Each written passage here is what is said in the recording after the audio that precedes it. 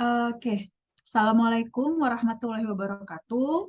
Halo semuanya, kembali lagi bersama kita di MathEd Connect, Connecting People, Ideas, and Opportunities in Mathematics Education. Mungkin ini sudah podcast yang keberapa, lupa ya udah podcast keberapa, tapi insya Allah di sini kita akan memberikan konten dan insight yang lebih baru lagi. Dan di sini saya bersama eh, founder dari Market Connect sendiri gitu ya, yaitu Kang Taki. Nah, mungkin di sini Kang Taki bisa memperkenalkan dirinya, kemudian sekarang kegiatannya apa dan sebagainya. Oke, terima kasih banyak Nadia. Perkenalkan, mungkin ini baru pertama kali saya jadi apa ya narasumber ya di sini ya. Kalau Eh, sumber, iya benar. Setelah beberapa konten. Terima kasih banyak atas kesempatannya. Jadi perkenalkan nama saya Muhammad Taqiyuddin, tapi bisa dipanggil dengan Taki. Saat ini sedang menjalani PhD ya atau studi doktoral di University of Auckland di Selandia Baru. Yang belum tahu, Selandia Baru itu negara sendiri dan bukan termasuk dari Australia. Kadang sering salah. Itu pun nggak apa-apa sih. Tapi memang letaknya itu di sebelah Australia. Ada semacam kepulauan gitu, yang dimana itu dinamakan negara Selandia Baru. Nah, kebetulan saya mengambil jurusan pendidikan matematika atau mathematics education, tapi di sini kebetulan itu masuk di departemennya itu di Department of Mathematics karena kebetulan saya itu fokusnya di pendidikan matematika di tingkat universitas. Jadi fokusnya ke bagaimana sih pembelajaran matematika di eh, kuliah gitu di S1 entah itu untuk jurusan matematika sendiri ataupun computer science ataupun yang lain yang membutuhkan matematika karena banyak juga misalnya engineering yang butuh matematika atau jurusan-jurusan lain ya yang tetap membutuhkan apa namanya pelajaran matematika. Nah, kegiatannya apa ya? Kegiatannya sehari-hari ya begitu ya, seperti umumnya. As a research student ya, Kang. Iya, sebagai student di sini itu kalau PhD di sini itu sebenarnya apa ya? Mungkin sedikit berbeda dari di tempat-tempat lain gitu ya. Misalnya kalau PhD di Amerika Serikat itu kan eh, biasanya terdiri atas 2 tahun atau 1 tahun gitu ya, yang kita tuh harus ambil beberapa mata kuliah gitu. Sampai nanti kita ada namanya prospektus atau semacam apa sih, seminar proposal gitu sampai di ACC, kemudian baru kita melakukan Hmm, riset. hmm, Nah, di sini ada tahap itunya juga yang kita bikin proposal gitu selama kurang lebih 1 tahun. Namun memang tidak ada coursework atau mata kuliah gitu. Jadi memang dari hari pertama apa namanya kuliah di program ini tuh memang langsung ketemu dengan dosen, kemudian selebihnya adalah belajar mandiri gitu. Dengan apa namanya dibimbing oleh hmm. dosen kita gitu. Jadi jadi memang kegiatannya itu ya baca, terus apa namanya riset kalau ada riset yang dikerjain gitu, analisis video pembelajaran, analisis apa namanya transkrip gitu-gitulah ya, baca artikel, nulis lagi semacam ya begitulah ya kehidupan riset, baca nulis.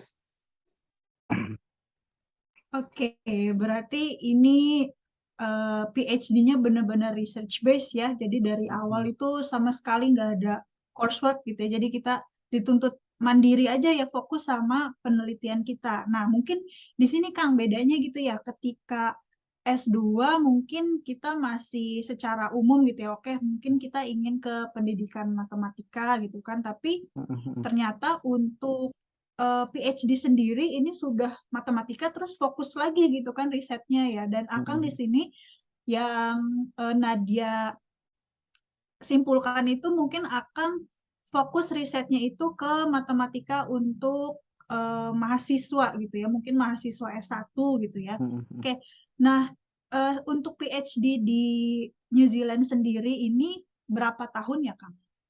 Kalau di Selandia Baru biasanya itu 3 tahun standarnya. Jadi misalnya dapat beasiswa gitu, ya itu biasanya mencakup untuk 3 tahun. Perpanjangan maksimal biasanya sampai ditambah 1 tahun, berarti jadinya total 4 tahun. Itu bisa juga. Tapi standarnya 3 tahun. Kalau di Oh, beberapa tempat mungkin berbeda ya. Ada yang 5 tahun atau 4 tahun di Amerika Serikat di beberapa kampus itu memang standarnya 5 tahun gitu ya.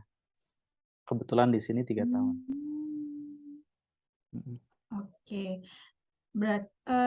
Sekarang mungkin ini sebagai gambaran ya bagi teman-teman. Jadi Kang Taki ini dulu S1-nya itu di Indonesia, di Universitas Pendidikan Indonesia, kemudian S2-nya di Amerika, S3-nya ini baru di New Zealand. Nah, ini di 3 negara yang berbeda gitu. Nah, kira-kira apa sih alasan dari Kang Taki sendiri akhirnya memilih untuk melanjutkan S3 di New Zealand gitu? Oke, baik. Untuk alasan kenapa New Zealand sebenarnya cukup menarik ya. Yang pertama adalah karena New Zealand itu jaraknya terbilang cukup dekat jika dibandingkan misalnya sama Amerika gitu ya.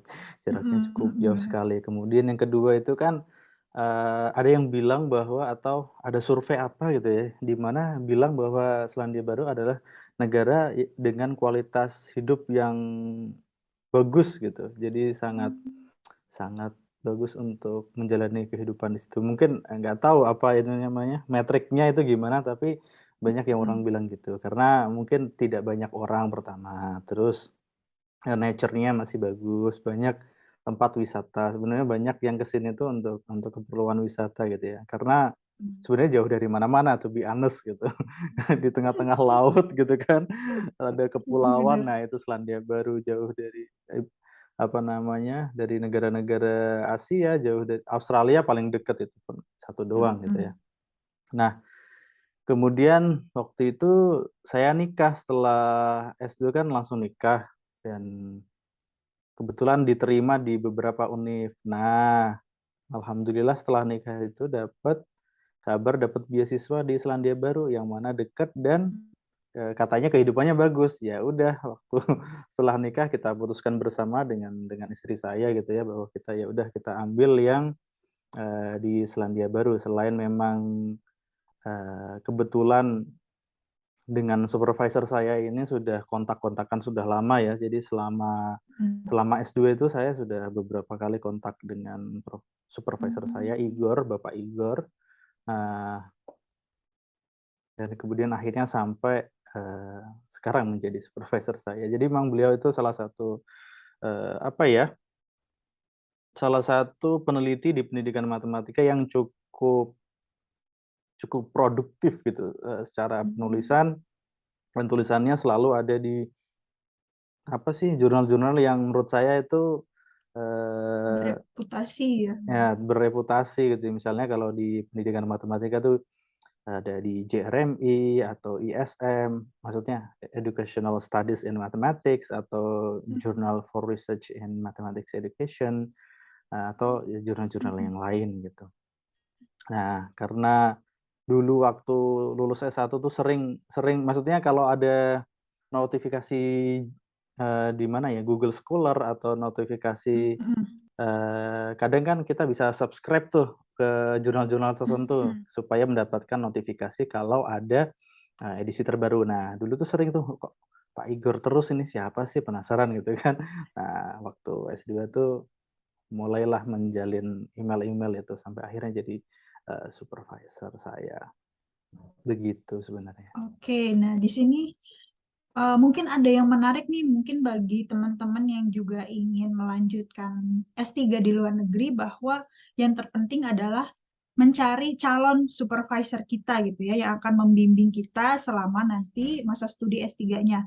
Nah, mungkin tadi sudah dijelaskan sedikit bahwa supervisor Kang Taki yang sekarang itu memang sudah menjalin hubungan cukup lama gitu ya dengan Kang Taki sendiri. Nah, mungkin kan tadi Kang Taki bilang juga bahwa Kang Taki itu mendaftar tidak hanya di satu universitas saja gitu kan. Artinya kan ada nih supervisor-supervisor lain yang menjadi Mhm. pertimbangan dari Kang Taki sendiri. Nah, boleh diceritakan mungkin secara singkat gitu ya, bagaimana sih cara cara untuk memilih supervisornya? Eh, ini pertanyaan yang sangat bagus gitu ya. Kan gimana cara memilih supervisor ini salah satu yang sangat krusial ya bagi apa namanya bagi Mm-mm. teman-teman yang mau mendaftar PhD. Nah, kurang lebih itu sebenarnya ada beberapa tahapan gitu yang harus kita lakukan sebelum approach ke supervisor. Yang pertama, yang paling penting itu dimulai dari kita sendiri, yaitu yang pertama adalah mengidentifikasi minat riset kita itu di mana. Itu harus harus di itu nggak bisa dilakukan oleh orang lain, itu dimulai dari kita sendiri. Mm-mm. Mungkin kita sering baca atau exposure dari apa namanya, kalau misalnya teman-teman sudah pernah apa namanya, entah itu tesis, entah mengerjakan skripsi, pasti kan sudah baca-baca. Nah, dari bacaan-bacaan itu kira-kira eh, kalian itu tertarik risetnya di mana? Nah, itu yang pertama, yang paling utama, identifikasi minat minat riset kamu gitu ya. Yang kedua adalah selain setelah mengetahui minat riset kita adalah eh, cari kampus atau research center yang di mana itu terkait dengan riset kamu tadi. Nah, kalau sudah ketemu, kadang kan ada yang gini ya, ada teman-teman yang nggak ke research center, tapi lebih ke univ. Waduh, saya pokoknya pengen di Mm-mm. Utrecht gitu kan, Mm-mm. Utrecht University misalnya gitu. Atau saya tuh pengennya di Harvard. Ya boleh Mm-mm. gitu, kita coba kita ulik Harvard di websitenya, kemudian berarti departemen apa namanya, misalnya ada Department of Mathematics Education misalnya, kita coba ulik di sana kira-kira profesornya itu siapa aja sih, kemudian risetnya kayak gimana. Nah, kita coba cari dari sana. Nah, setelah katakanlah dari research center atau universitas tadi hasil browsing-browsing itu kita sudah menemukan, oh kayaknya ini sekilas gitu ya. Tadi bacanya kan belum detail, pokoknya masih apa kayak sekilas-sekilas aja gitu kan. Mm-mm. Oh kayaknya Iya benar. sekilas nih Profesor eh, Nadia katakanlah ya, Profesor Nadia ini Aduh. risetnya sesuai gitu dengan ketertarikan aku di pendidikan bidang pendidikan matematika gitu. Misalnya tentang didaktik gitu, teori didaktis gitu Mm-mm. misalnya ya. Nah, setelah itu kita harus pelajari profesor itu tuh risetnya kayak gimana. Kadang ada profesor yang punya website sendiri, kita bisa ke sana. Atau kalau enggak, ya kita pelajari dari publikasi-publikasi beliau, artikel-artikel yang sudah terbit. Kita coba pelajari trennya itu kayak gimana sih, ketertarikannya di mana. Nah, nah, dari situ kira-kira gimana? Apakah kita langsung email ke beliau Nah, langsung? itu Nah, mungkin itu pertanyaannya ya Kang, apakah kita mm-mm, langsung mengontak beliau gitu ya. Halo mm-mm, Prof, nama saya ini, saya mm-mm, tertarik untuk belajar dengan Prof atau baiknya seperti apa gitu mm. berdasarkan dari pengalaman Akang. Nah, itu juga sebenarnya bisa dilakukan, tapi kesempatan untuk dibalas itu sangat rendah gitu.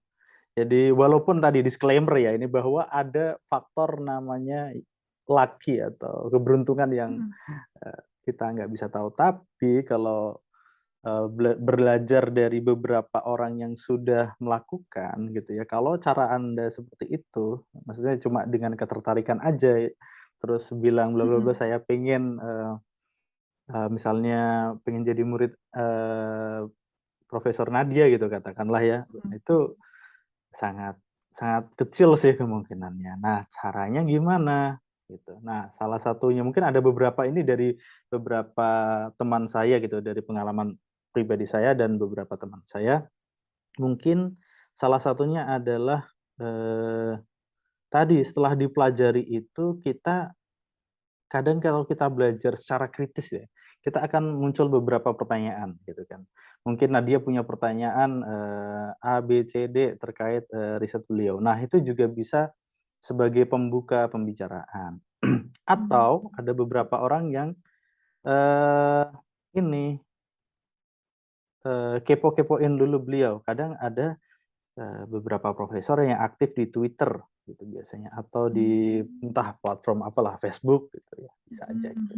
Nah, biasanya kadang mereka tuh sharing tentang riset mereka, entah di apa namanya, di platform media sosial ataupun di platform yang lebih serius seperti seminar, conference, itu juga bisa gitu. Nah, kita sebagai orang yang belum kenal, ya manfaatkanlah itu ya, apa namanya, platform-platform tersebut, baik resmi, baik pun itu resmi maupun yang tadi semacam media sosial. Kadang ada beberapa orang yang sangat terbuka gitu ya, profesor yang sangat terbuka di media sosial.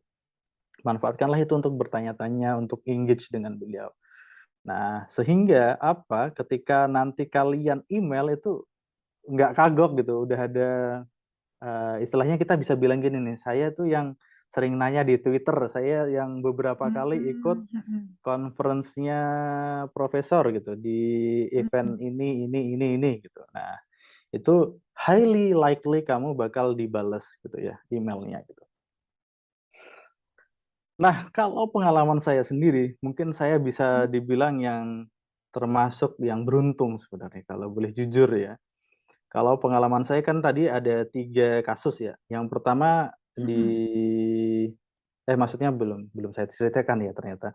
Saya itu ada 3 Oke. universitas yang saya itu keterima. Yang pertama di University of Georgia, yang kedua di University of Missouri, yang ketiga itu di sini, di University of Auckland. Itu sebenarnya yang terakhir gitu ya, saya diterima. Yang pertama di Oh, berarti University yang of duanya di Amerika ya? yang duanya di Amerika, betul. Oke.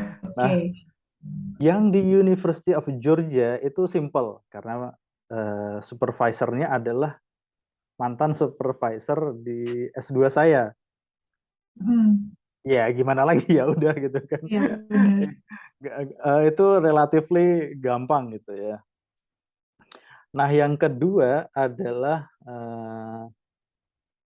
kolega dari supervisor saya.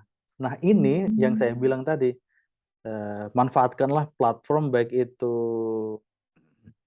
yang sifatnya resmi ataupun enggak, ya maksudnya kayak media sosial. Nah, kebetulan yang kedua ini sebenarnya jujur ya, itu dari media sosial. Jadi, namanya tuh Profesor Zandra de Araujo. Beliau sekarang ada di sudah tidak di University of Missouri, beliau pindah ke Florida sebenarnya.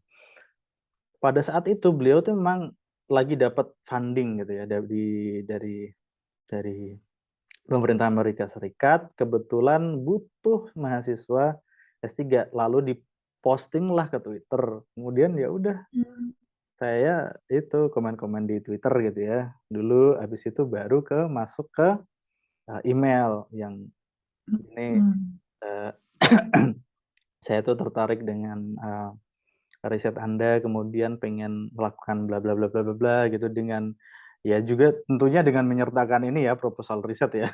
Ini kurang lebih walaupun belum sempurna, tapi setidaknya tuh ada ide outline-nya tuh udah jelas gitu. Nah, itu yang saya lakukan. Nah, kalau yang ketiga ini tuh jujur itu bener-bener hoki ya kalau saya bilang. Jadi profesor apa namanya, yang Igor ini, itu tuh walaupun saya ngubungnya sudah sejak lama, tapi ngubunginnya itu memang, apa ya, ya belum kenal sebelumnya, benar-benar belum kenal, dan saya bilang tertarik dengan riset beliau, kemudian kalau mau jadi, mahasiswa PhD-nya gimana, kebetulan beliau memang, wah baik banget gitu dan dibales gitu ya, dan selalu kalau balas itu super cepat gitu ya, super kilat, sangat sangat aktif gitu beliau. Nah, kalau itu saya nggak bisa ngasih saran gimana caranya tahu kalau, Iya. profesornya itu cepat balesnya, ya nggak tahu. Kebetulan aja, Profesor Igor ini beliau sangat baik dan, sangat cepat balesnya. Dan kebetulan memang riset kita sejalan waktu itu dan kebetulan juga saya dibantu oleh dia gitu mendapatkan scholarship. Jadi saya tuh nggak ngapa-ngapain. Daftar pun tidak Hmm. keluar uang sepeser pun, kemudian tiba-tiba dapat scholarship yang ngurus itu semua, supervisor saya. Jadi saya sangat, beruntung sebenarnya ya.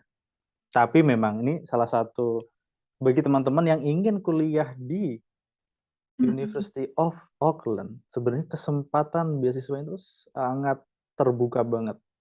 Terutama ketika teman-teman S2-nya itu nilai atau IPK-nya tinggi.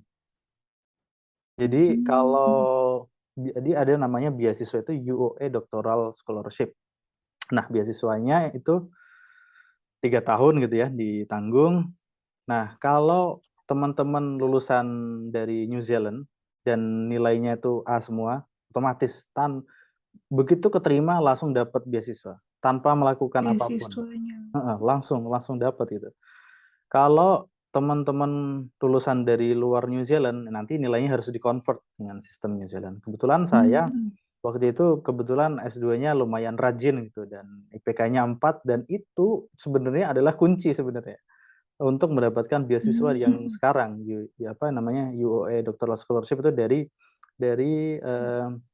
IPK tinggi. Nah, mungkin ada yang bilang IPK nggak usah tinggi-tinggi, nanti eh, nggak begitu penting. Nah, ternyata ada pentingnya juga. Salah satunya adalah beasiswa ini untuk Hmm. mendapatkan beasiswa gitu. Nah, Oke, itulah kurang lebih berarti ceritanya.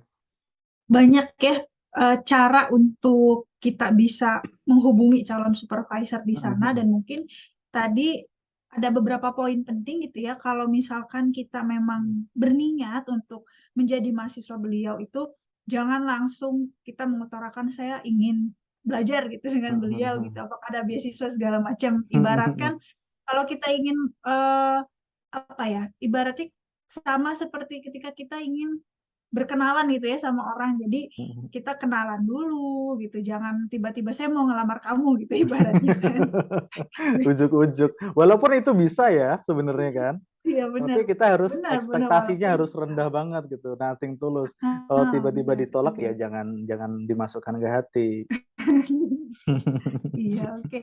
Nah, Betul. tadi kan ini tentang ada kesempatan beasiswa PhD gitu ya untuk di University of Auckland sendiri. Nah, misalkan nih Kang, apakah ada dari misalnya dari teman-teman di sini yang sudah S3 di Indonesia kemudian tertarik gitu ingin berkolaborasi gitu ya secara meneliti gitu dengan profesor-profesor yang ada di Universitas Auckland ini gitu. Apakah terbuka kesempatan itu atau misalkan eh, prosesnya seperti apa dan apakah ada juga beasiswanya gitu yang namanya research fellowship mungkin ya kalau yang di sini disebutnya. Menarik banget. Nah, ini mungkin karena saya masih baru juga di sini ya. Untuk saat Hmm. ini belum bisa menjawab terlalu banyak tentang entah itu research fellowship atau bekerja sama dengan profesor untuk riset secara serius ya, bukan Hmm. sekedar kayak oh saya punya karena beda menurut saya. Pertama misalnya kalau kita punya riset udah berjalan nih, terus kita minta minta bimbingan beliau sama benar-benar research kolaborasi gitu ya.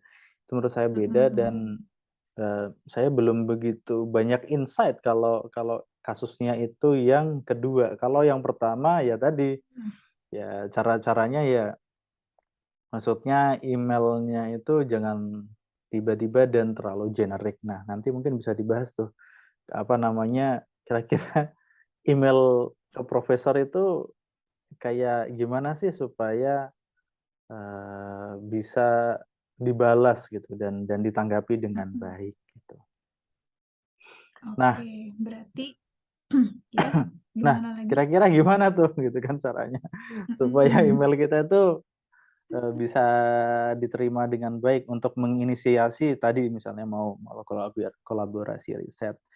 Paling enggak yang pertama adalah emailnya jangan generik, karena kenapa? Karena profesor itu banyak mendapatkan email bukan hanya dari kamu gitu ya, email entah yang itu sifatnya administratif atau ketertarikan yang sama seperti kamu yang ingin apa namanya, ingin Hmm. jadi apa namanya, muridnya itu juga banyak, bukan cuma kamu gitu. Jadi jangan, sebenarnya itu jangan generik, jangan cuma say hi terus Hmm. saya tahu profesor itu punya spesialisasi di bidang ini, jadi saya juga tertarik dan kemudian mengutarakan. Itu menurut saya kurang bagus.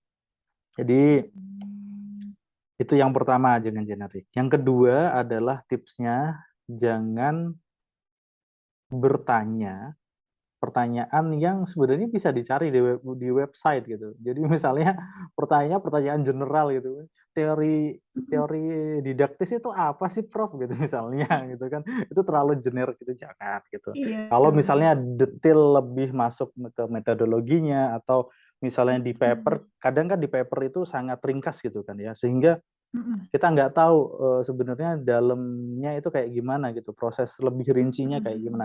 Nah, itu bisa ditanyakan. Tapi kalau definisi yang sifatnya bisa dibaca di website atau misalnya kadang tuh ada kesalahan pemula adalah kita tanya nih, ini kalau mau daftar di mana ya gitu. Itu jangan kalau bisa ya.